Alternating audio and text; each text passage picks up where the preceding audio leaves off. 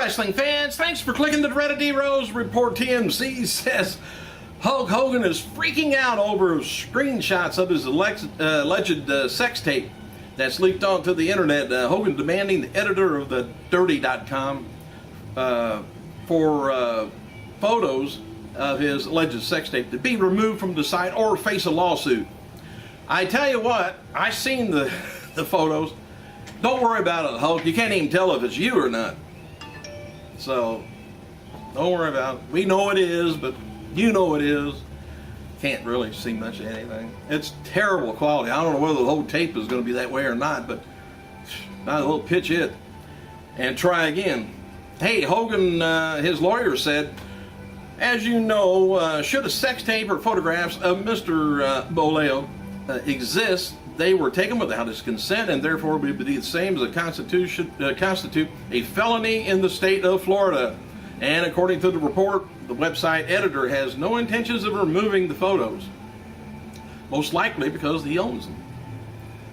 Alright, happy birthday to former WCW wrestler Tank Abbott. Remember him? He was there for a few minutes.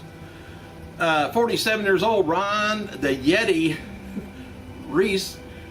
Remember the Yeti? 42 years old, three-time TNA X Division champion, Amazing Red, 30 years old, and WWE Grand Slam champion Kane, 45. Also, today would have been the birthday of NWA legend Killer Carl Cox, would have been 81. And despite WWE changing their stance on Yes Chance, Daniel Bryan's popularity, it continues. The plan is, for this past week, was still for Bryan and the Sheamus feud to end at Extreme Rules, and Alberto Del Rio step up the feud with Sheamus. Extreme Rules will be kind of interesting, as Bryan likely is going to be cheered big time by his Chicago fans. Anyway, if Chris Jericho does actually lead WWE to tour with Fozzy, which I mentioned yesterday during the summer, it's expected he's going to return to full-time wrestling once the tour with the band is over. And as noted before, Beth Phoenix, she did an injury angle, of course, on last Monday's Raw, where she lost the title, the Diva title, to Nikki Bella to set up Karma, her return to TV. Now, here's the way, kind of the way things are playing right now anyway. WWE officials are wanting to bring Karma back to make her a monster champion from the start, and felt that Karma versus Phoenix is a money match and should be saved on down the line, you know, for a pay-per-view. That'll put an ass in a seat, probably. Maybe two. No word yet on when WWE plans to hold the Karma versus Phoenix match, but one plan had Karma to squash Nikki for the Diva title at either Extreme Rules or Raw the following night. If Nikki doesn't drop the title this coming Sunday or Monday, it's a sign that she and her sister Brie have signed a contract extension with the company. It's okay with me. Yeah, don't they wear just wonderful wrestling tights, singlets, outfits?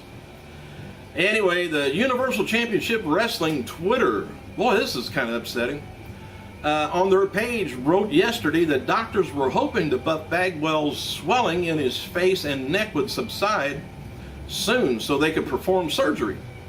Anyway, Bagwell is on breathing and feeding tubes right now, and he also has a crushed nose, broken cheekbone, broken jawbone, broken neck in two places, which he had broken neck quite a few years ago. I think when he was in WCW, he was out for quite a while. Boy, got a little bit more on that down the road here, as long as I get to it in the next 10 minutes. Hey, we noted before that Brock Lesnar versus John Cena, or Cena is Rock versus Brock Lesnar or Cena, one or the other, is penciled in for WrestleMania 29, with Lesnar being the most likely opponent. Depends on how his current streak runs between now and 2012. Well, late 2012.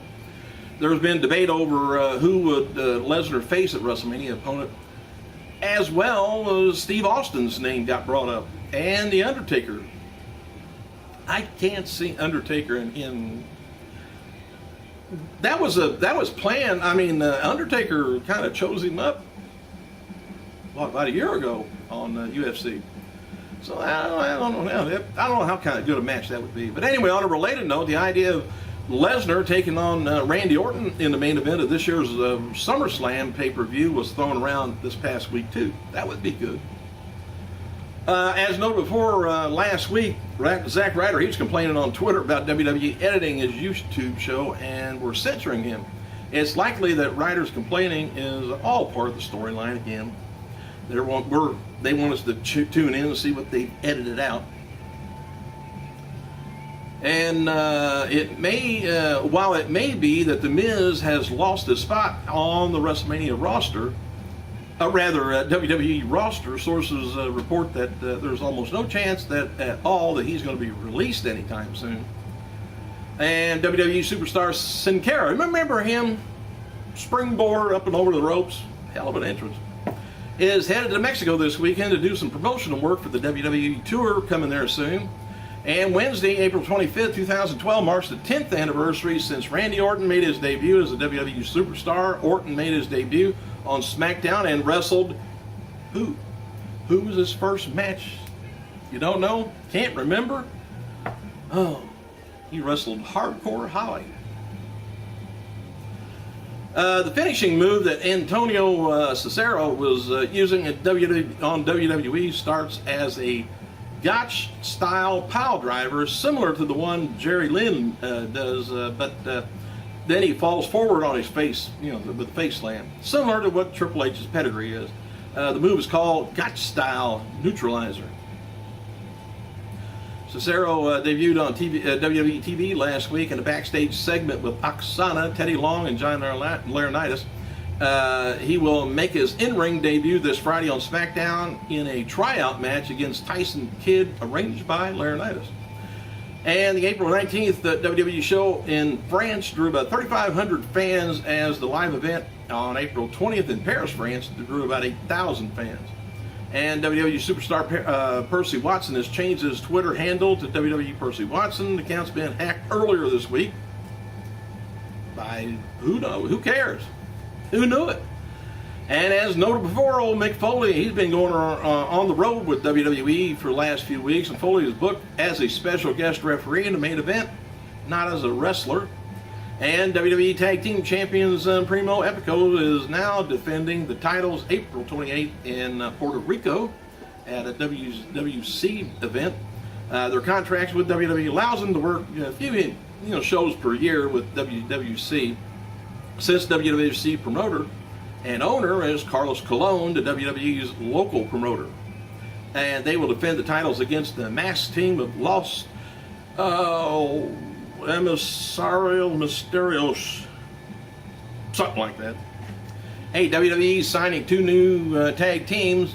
Big backstage news at SummerSlam, and the champions are going into SummerSlam. So there's more things happening there. That's according to the Wrestling Observer newsletter. You might want to check over there for more info. All right, the claw that Lord Tensai uses has been modified slightly for safety precautions. The hold now comes from standing position, giving the opportunity and ability to land on your back first for the recipient. And the original way was starting from Tensai's knee, causing the point of impact to end up on the back of the opponent's head. Somebody must have complained. Referee stoppages said that they were doing in Tensai matches looked to be, that's why they were stopping the matches, because of trauma to the head. Christian, he did not return this past Tuesday on SmackDown tapings, despite being advertised. Look for him to return once Extreme Rules is finished. Christian's booked to go after the World Heavyweight title picture with Sheamus and Daniel Bryan. And WWE shipped out about 246,000 DVD units in the month of March, and they were down about 13% from last year, though. And WWE continues to reach out to the Hispanic and American independent wrestlers for cruiserweights for the WWE Network that is scheduled to be launched still in November, they're saying. WWE reportedly has a lengthy list of wrestlers that are 200 pounds or less to be featured on the show. And as seen on WWE TV this past week, Hornswoggle's the new comedy sidekick for Brodus Clay, and the role was originally planned for the U.S. champion Santino Marella, but plans were changed the past couple of weeks since Santino's on a winning streak, and they have, well, I don't know what to do with Hornswoggle. Matches. Okay, let's change the channel. Matches for tonight's TNA Impact Wrestling is Bully Ray taking on TV champion Devon. Kurt Angle taking on Anacris. Let's see. Robbie E taking on Lexus Silver. Or Alex Silver, my fault. Silva. I can't hardly read my writing. Bruce Tessmacher is going to be taking on Gail Kim, plus tag team champions Daniels and Kazarian taking on Magnus and Samoa Joe. Hardy. Oh, it's a three-way match. No, it ain't. Magnus and Samoa Joe takes on Jeff Hardy and Mr. Anderson. With, well, I guess it must be a three-way, three tag team match.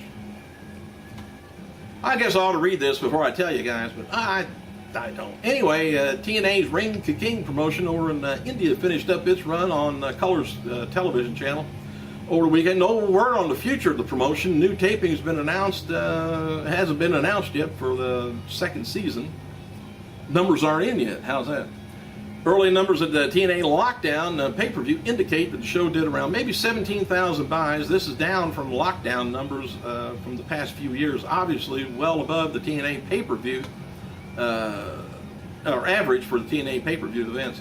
Lockdown is usually the TNA's highest drawing pay-per-view.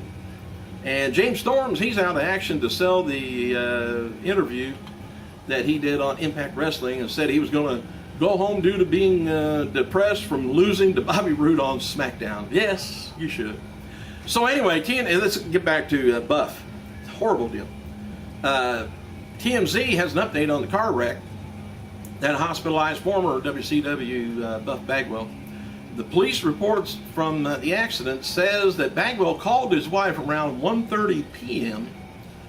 and told her he was about to have a seizure. And a short time later, Bagwell lost control of his Jeep and spun across a raised median, which caused the vehicle to start flipping.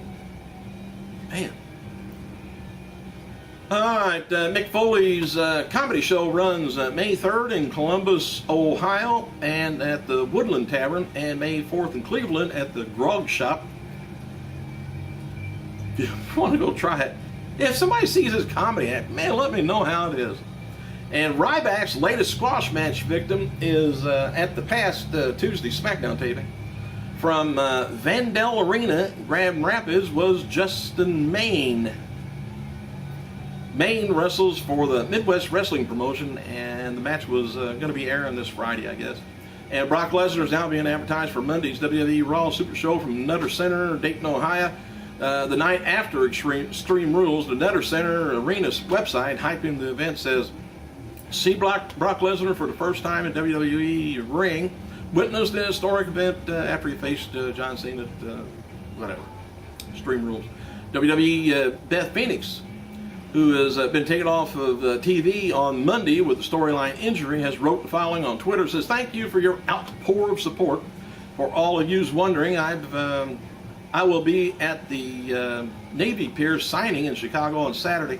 I will fulfill my WWE appearance obligations. Nothing will keep me from thanking the WWE Universe for being Glam fans. See you there. Said, I don't know where I would be without the love of my fans, and keep my spirits high during this tough week of pain and disappointment. Hey, I've been married 5 times. Don't give me no trouble on that. Thanks for clicking. I gotta go.